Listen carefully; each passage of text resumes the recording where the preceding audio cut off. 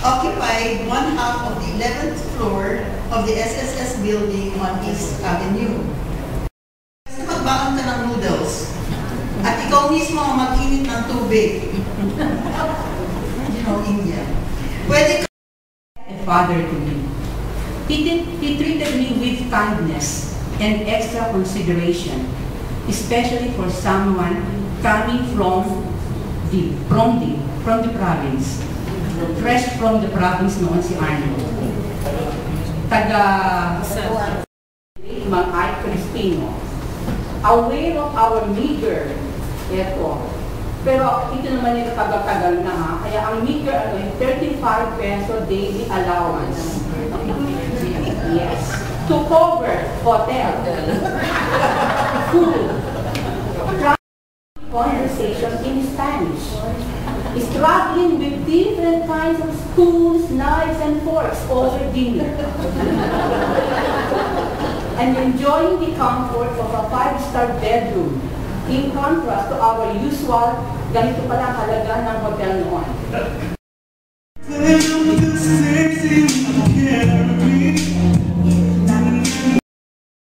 Made us almost feel like heavenward. Anyway,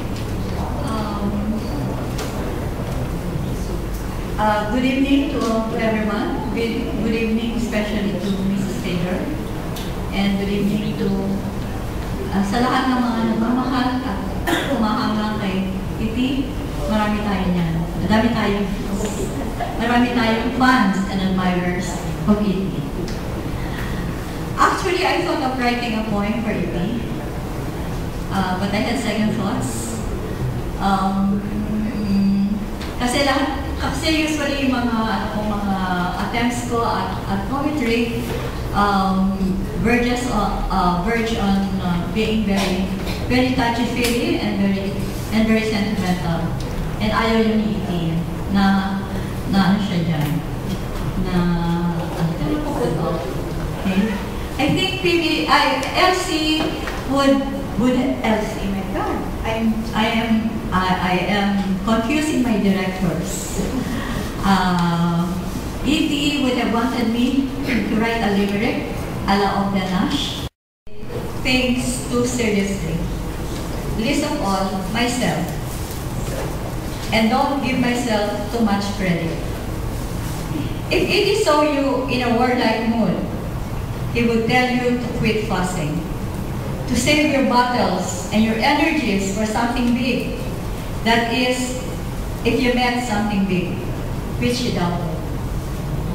That was long before this best-selling author, I think his name was Richard Carlson, wrote the book, Don't Sweat the Small Stuff and Everything's Small Stuff. If Iti caught you distraught, he would not trivialize your troubles. He would tell you to hang loose, then keep his distance. Anyway. What is that? Ganyan. Edition.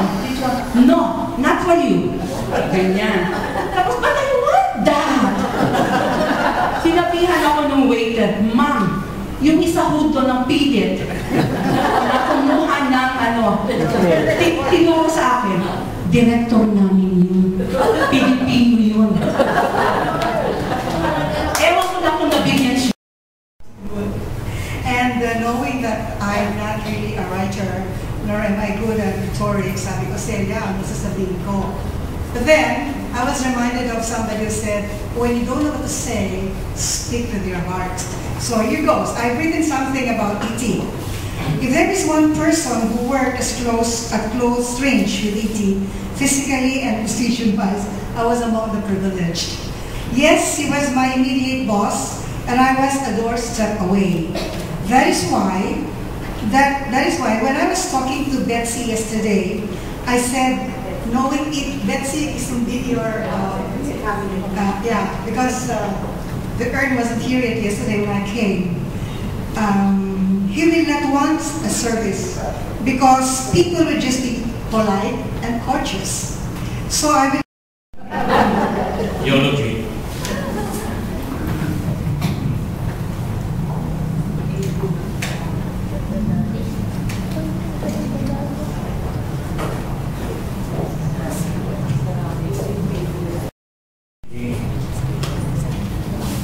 wonderful children, Ogang, si Malu, wala rin. Si Candy, nandito. Si Candy. Tangga Candy. Ayun, si Candy. Louie. Wala rin. Jay. Jay. Yung tatlo. So nakatatlo tayo sa 5. Majority yun. He is shown in class with his incisive, analytical questioning and almost cynical mind. Not to mention, he sounded and looked foreign. He had an incongruous combination of having Indian or Arabian look and an American sounding name. Page 2. And the Small Enterprise Research and Development Foundation, or SARDEF people. A lawyer and a businessman from Cebu, elegant and suave. Gifted with a dry sense of humor, he looked and behaved every inch like the man to the manner born. Mayaman. But being the iconoclast that he was, Danding joined the emerging, still unpopular small business. Thank you for your distinguished service to your country. Isa kang marangal at maginong Pilipino. Isa kang ulira na asawa, daddy at lolo. Let's give Danding a very, very big round of applause.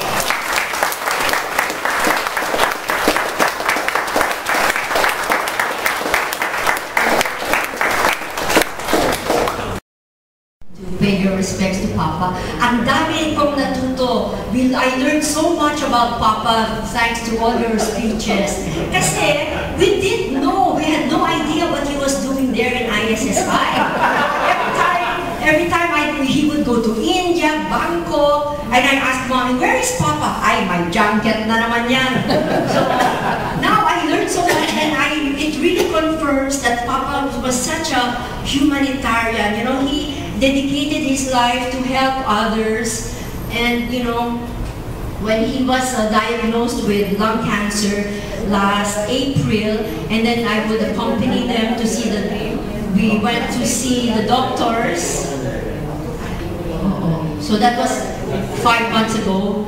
We went to see the doctors, and then there were some doctors who were saying, why don't you try chemo?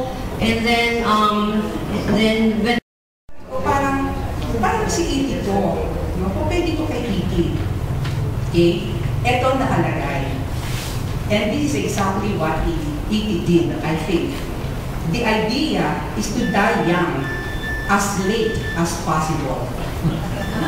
So at age 86, in so many more days, I think, ang ginawa niya talaga ay as late as possible.